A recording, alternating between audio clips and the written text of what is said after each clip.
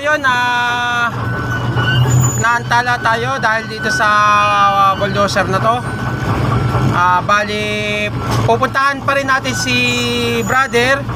Interview natin ng konti dahil sa kabutihan ng kanyang loob. Kasi tumawag siya sa akin kanina. Sinabi niya sa akin, brother, meron akong sasabihin sa iyo.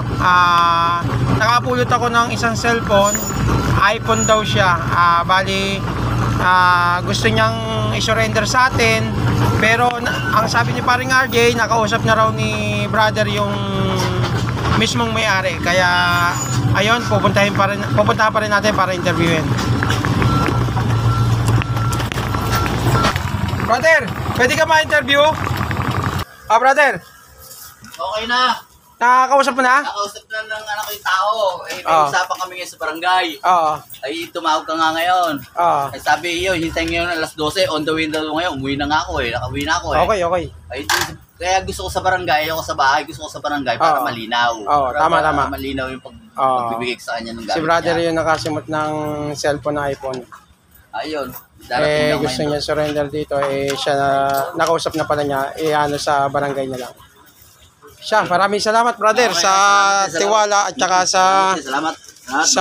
pagsasauli ng cellphone na gamit ng may gamit. Ay, akala ko hindi may sasauli sa kanya. Kaya ako sa'yo i-report at para may ano mo sa sa tawag doon, sa cellphone mo rin.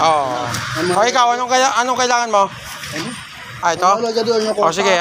Kailangan pa ng pirma ko dyan? Okay lang. Okay. Sige, ba't walang buhok to? Buhok? Yan, sa'yo yan. Brother, salamat sa tiwala doon sa cellphone. Si brother kasi yung nakapulot. Tapos kinausap ako kanina, gusto niya i-surrender.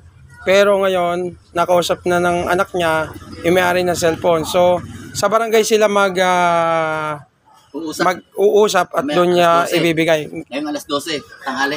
Oo. Ayun nga lang. Maraming salamat din brother sa tiwala na binibigay mo sa pamunuan. Ayun, kung hindi brother, nga pala. Hindi nakausap sana sa pamunuan ng Kritoda ko papablog ko sa iyo para malaman naman may-ari. Siyempre, hinahanap niya. Tama. Ay, naka-text na naman, may-ari mismo.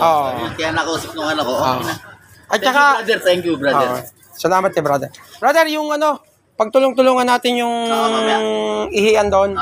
Lalagyan na lalagyan ng bubong. Nakapagputol na ako ng kawayan. 3 yun.